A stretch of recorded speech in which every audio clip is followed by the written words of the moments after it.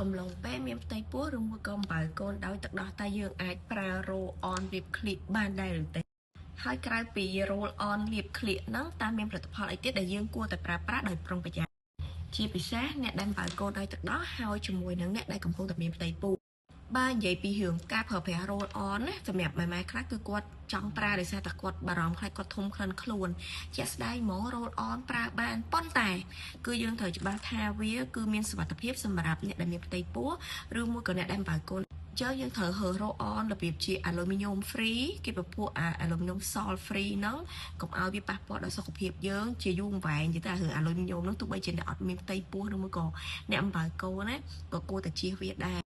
ចឹងយើងត្រូវរើស roll on របៀបជា aluminum free គេពពួក aluminum salt free ហ្នឹងកុំឲ្យវាប៉ះពាល់ដល់សុខភាពយើងជាយូរអង្វែងនិយាយថារឿង aluminum ហ្នឹងទោះបីជាអ្នកអត់មានផ្ទៃពោះឬមួយក៏អ្នកអំបៅកូនណាក៏គួរតែជៀសវាដែរ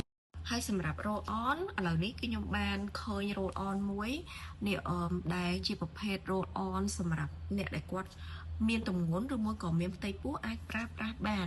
អានេះគឺជា brand Ecowell របស់ប្រទេសទូគីហើយអានេះគឺវាអត់មាន aluminum ទេវាអត់មានពពួក aluminum ទេហើយយើងអាចប្រើលាបក្លៀកពេលយើងមុជទឹកហើយ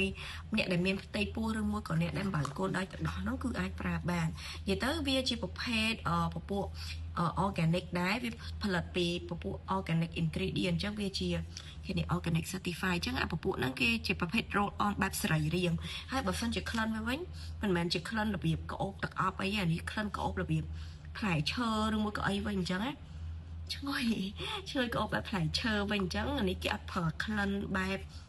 artificial ក្លិនបែបសព្វនិមិត្តទេគឺវារបៀប organic តែម្ដងពពួកនេះហើយម៉ាកនេះម៉ាក Ecowell នេះហើយ Ecowell ហ្នឹងក៏មានទឹកអនាម័យដែរបើនិយាយពីរឿងទឹកអនាម័យវិញគឺយើងអ្នកដែលគាត់មានផ្ទៃពោះឬមួយក៏អីហ្នឹងគឺពេលខ្លះយើងចេះតែបារម្ភព្រោះវាគៀកជាមួយនឹងកូនយើងខ្លាចប៉ះពាល់ដល់កូនហើយពពួកទឹកអនាម័យ Ecowell នេះក៏ជាប្រភេទទឹកអនាម័យស្ត្រីដែលជាពពួក organic ដូចគ្នាអញ្ចឹងយើងប្រើប្រាស់ទៅយើងអត់បារម្ភខ្លាចថាវាប៉ះពាល់ដល់កូនឬមួយក៏ប៉ះពាល់ដល់ការបើដោះកូនអីទេចឹងតាំងទឹកអនាម័យទាំង roll on ហ្នឹងគឺប្រភេទ organic ដូចគ្នាដែលយើងអាចប្រើប្រាស់បានប្រចាំថ្ងៃជាពិសេសអ្នកម្ដាយដែលចិញ្ចឹមកូនដោយទឹកដោះឬមួយក៏មានផ្ទៃពោះអញ្ចឹងត្រូវការប្រើប្រាស់ពេលខ្លះអញ្ចឹងគឺពិបាកហើខ្ញុំបានមើលហើយទាំង ingredient ទាំងអីហ្នឹងគឺស័ក្តិសមសម្រាប់អ្នកដែលគាត់បើកូនដោយទឹកដោះហើយជាមួយនឹងអ្នកដែលគាត់មានផ្ទៃពោះគឺអាចប្រើប្រាស់បានក្នុងហ្នឹងក៏ non paraben ដែរអញ្ចឹងសម្រាប់អ្នកដែលហឺបនិចខ្ញុំអញ្ចឹងផលិតផល